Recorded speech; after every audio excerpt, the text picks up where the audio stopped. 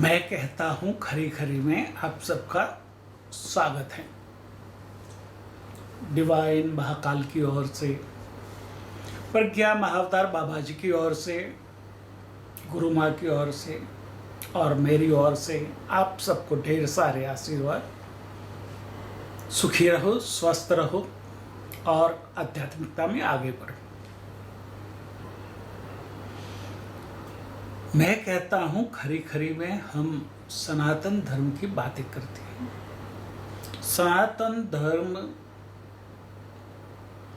विश्व की सबसे पुरानी और श्रेष्ठ धरोहर है। उसको किसी के साथ हम कंपेयर नहीं कर सकते। सारे धर्म ट्रिनिटी से शुरू होते हैं। सनातन धर्म कहता है परम ब्रह्म और फिर ब्रह्मा विष्णु महेश। ईसाई धर्म कहता है सुप्रीम बीइंग और बाद में पिता, पुत्र और पवित्र आत्मा। इस्लाम कहता है अल्लाह और उसके बाद अलिफ लाम इम। तीनों का मतलब एक ही है, मगर कोई जताता नहीं है।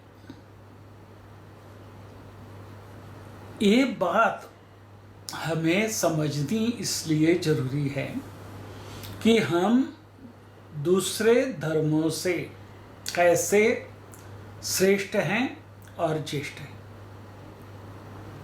सब ट्रिनिटी से शुरुआत तो करते हैं, मगर द्वैत में अटक जाते हैं।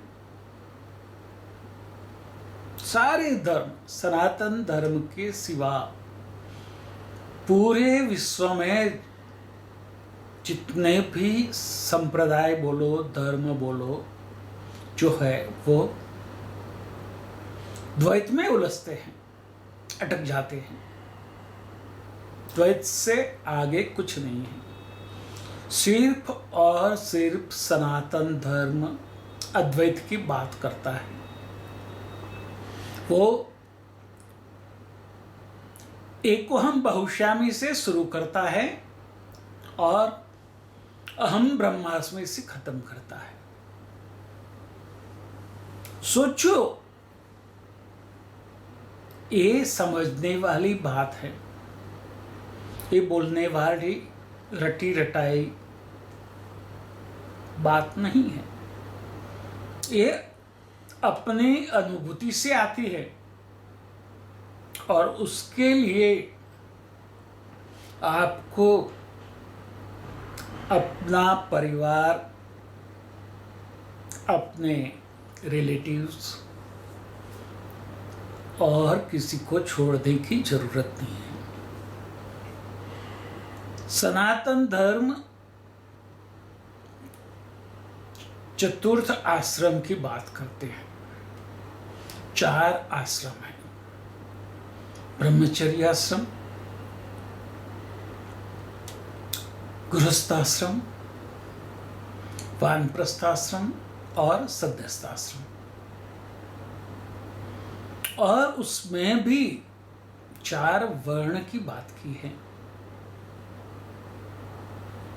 4 मनुष्य की क्वालिटीज की बात की है। ब्रह्मत्व, वैश्यत्व, क्षत्रियत्व और सेवत्व।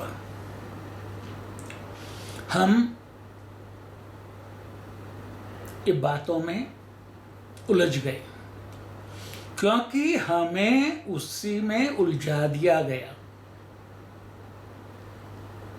कोई धर्म में 4 वर्ण की बात नहीं है, मगर 4 वर्ण तो है ही और हमारे में भी 4 वर्ण की बात है, मगर वो जन्म से नहीं है। जन्मना जायते शूद्र कर्मणा ब्रह्म उच्यते। ये बात समझनी बहुत जरूरी है। शूद्र है तो वो भी ब्रह्मत्व को धारण कर सकता है, क्षत्रिय है वो भी ब्रह्मत्व को धारण कर सकता है, वैश्य है वो भी ब्रह्मत्व को धारण कर सकता है। ऐसे ही ब्राह्मण है वो भी वैश्यत्व को धारण कर सकता है, क्षत्रियत्व को धारण कर सकता है और सेवत्व को भी धारण कर सकता है। क्षत्रिय है वो भी ब्रह्मत्व को धारण कर सकता है, वैश्यत्व को धारण कर सकता है, शिवत्व को धारण कर सकता है। कहीं कोई बंधन नहीं है। मगर कई लोगों ने 4 वर्ण को, सनातन धर्म को बदनाम करने के लिए अपना हथकंडा बना दिया, और जो लोग अपने धर्म को भूल गए थे उन्होंने वो स्वीकार कर लिया। देखो, मुगल आए, उन्होंने हमारी संस्कृति को खत्म करने का प्रयत्न किया, क्योंकि उनके पास देने के लिए कुछ नहीं था। और इतिहास बताता है कि हमारे देश में जयचंद और अमीचंदों की कमी नहीं। देश हित, राष्ट्र हित, स्वहित के आगे खत्म हो जाता है और दुनिया के कई देश हमें कोसते हैं। ताइवान जैसा छोटा देश जो चीन से टकरा रहा है, उसका देश हित, देश प्रति की भावना देखे। कोई ताइवानी चाइनीज आर्मी में शामिल नहीं होगा, चाइनीज कंपनी में जॉब नहीं करेगा। मगर हमारा भारतीय चंद रुपयों के लिए चाइना की आर्मी में जुड़ेंगे, अपनी भाषा चाइनीज सैनिकों को सिखाएंगे, चंद रुपयों के लिए चाइनीज कंडम माल हमारे यहाँ लाएंगे और भारतीयों के ऊपर ठोकेंगे। हमने स्वहित के आगे धर्महित को भी बुला दिया, देश हित को भी बुला दिया, राष्ट्रहित को भी बुला दिया। जलियांवाला बाग में क्या जनरल डायर ने गोली चलाई थी हमारे जवानों के ऊपर, हमारे आजादी के सैनिकों के ऊपर, लड़वैयों के ऊपर? नहीं, वो गोली चलाने वाले भारतीय थे। क्या वो भारतीय ऐसा नहीं कह सकते थे कि हम हमारे भाइयों के ऊपर गोली नहीं चलाएंगे, हथियार नीचे नहीं छोड़ सकते थे? जनरल डायर क्या कर सकता था? मगर कोई किसी ने कुछ नहीं कहा। सोचे, ये यहां से शुरुआत नहीं है, शुरुआत को मुगलों के जमाने से हुई है। कई हमारे राजपूत राजा मुगलों के साथ जुड़ गए और इतिहास हम जानते हैं, मगर वो इतिहास हमें पढ़ाया नहीं जाता। उन्होंने ही अपने भाइयों के ऊपर आक्रमण करने के लिए आक्रांताओं की मदद की। वो आक्रांता के वंशज हमारे देश में नहीं हैं। हमारे देश में जो मुस्लिम हैं वो भारतीय सनातनी मुस्लिम हैं जो अपने धर्म के प्रति वफादार नहीं रहे और अपने जान को बचाने के लिए धर्म परिवर्तन कर लिया। जो अपने धर्म का नहीं हुआ वो दूसरे के धर्म का क्या होगा? कभी सोचा है? उन्होंने हमारे मंदिर तोड़े, हमारी जो विद्याएं थी उनका जो ज्ञान था, वेद, उपनिषद, आगम, निगम, दर्शन, वो सब कुछ जला दिया गया और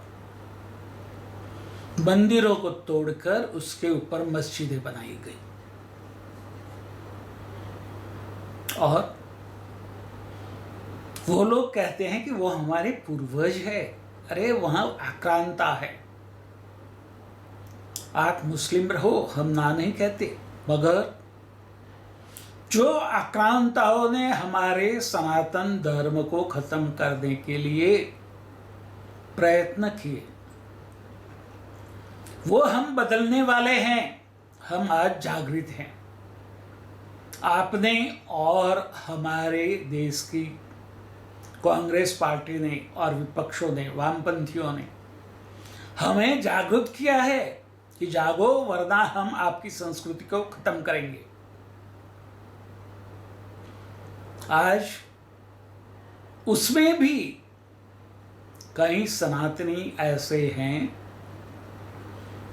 जिसको ये बात रास नहीं आती।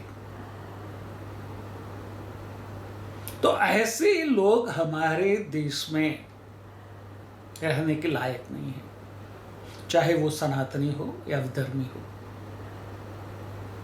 हमें हमारे धर्म क्या है वो समझना पड़ेगा,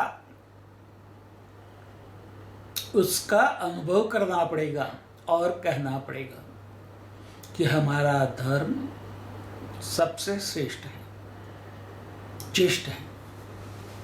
जब तक आप अनुभव नहीं करोगे आपको पता नहीं चलेगा। कहीं उलझे मत, अभी जागो। जागने का समय आ गया है।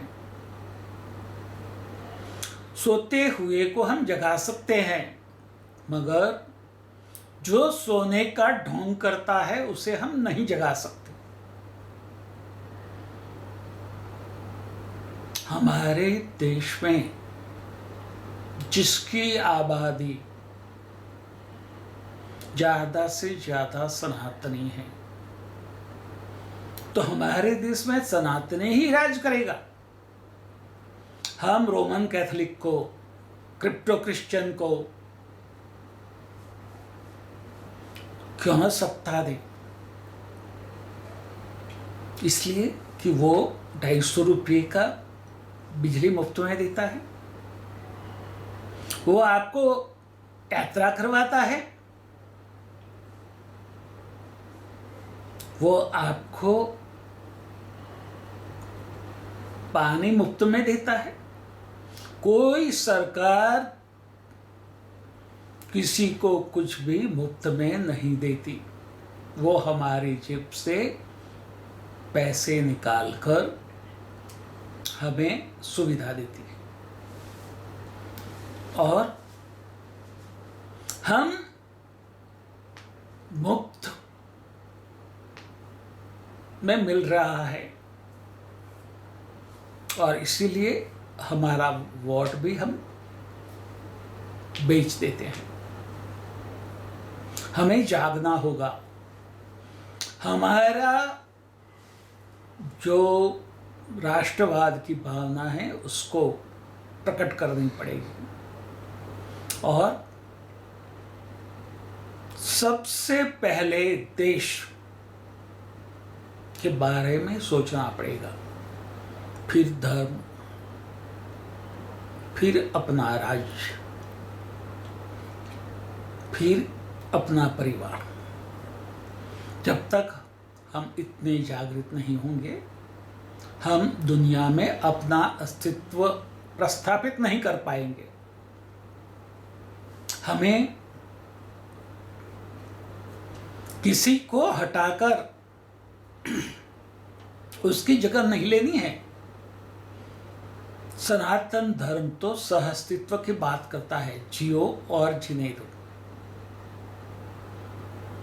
वसुधैव कुटुंबकम की बात करता है,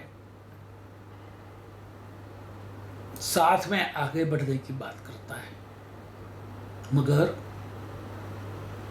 हमारे देश के चंद राजकारणियों ने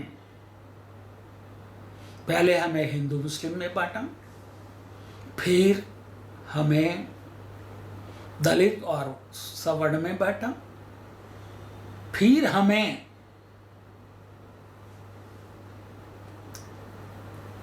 उच्च और नीच में बांटा, पैसे वाला और गरीब में बांटा।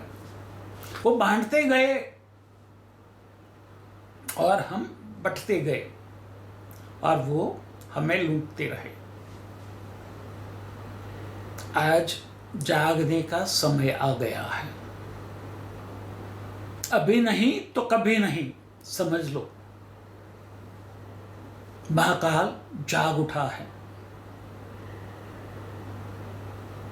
जो जो मंदिर तोड़कर मस्जिदें बनाई गई हैं, वो सबके ऊपर सनातनी हिंदू का अधिकार है।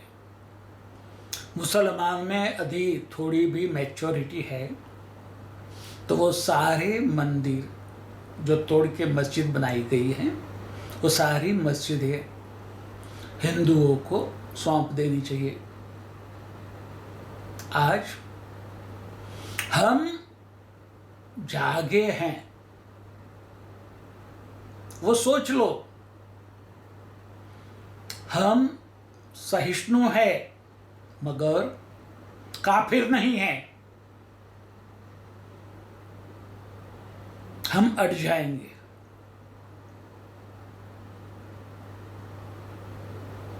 हमें अड़ जाना पड़ेगा। हमें तीनों ओर लड़ना है। हमें देश के अंदरूनी दुश्मनों से लड़ना है, विधर्मियों और अधर्मियों से लड़ना है, धर्मद्रोहियों से लड़ना है और दुनिया से लड़ना है। क्योंकि पूरा विश्व जानता है कि यदि सनातनियों को कितनी भी बार हम खत्म करेंगे तो भी वो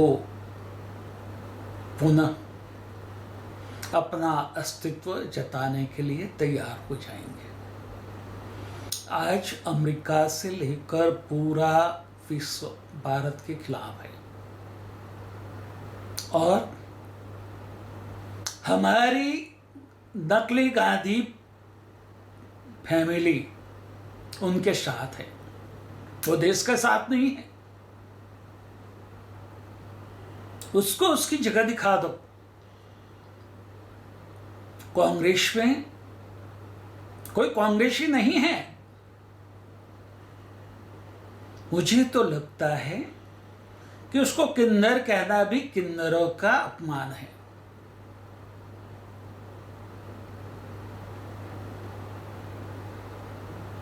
गांधी परिवार की चापलूसी करने वाले समझ ले उनके दिन भर गए हैं, चाहे वो कोई भी हो, पी चिदम्बरम हो, सुरजेवाला हो,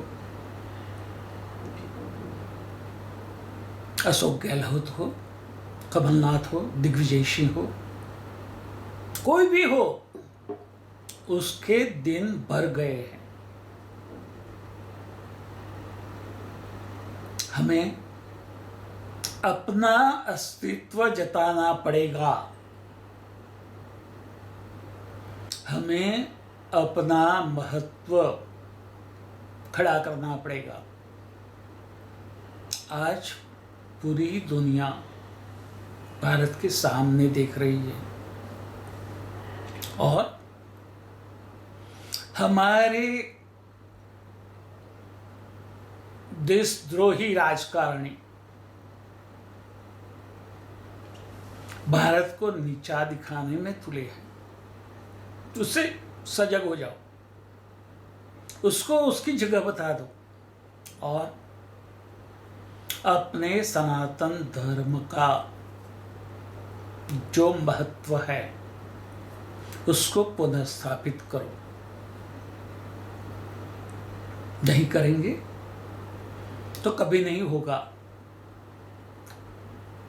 अब नहीं तो कभी नहीं, समझ लो। और अपने आप को खुददारी से जीना सीखो, अपने आप को जानो, अपना महत्व प्रस्थापित करो, अपनी आइडेंटिटी इस्टैब्लिश करो। हम सनातनी भारतीय हैं, हमें देश हित को सबसे ऊपर रखना है और सनातन धर्म को पूरे विश्व को जताना है कि सनातन धर्म ही पूरे विश्व का कल्याण कर सकता है। तथास्तु।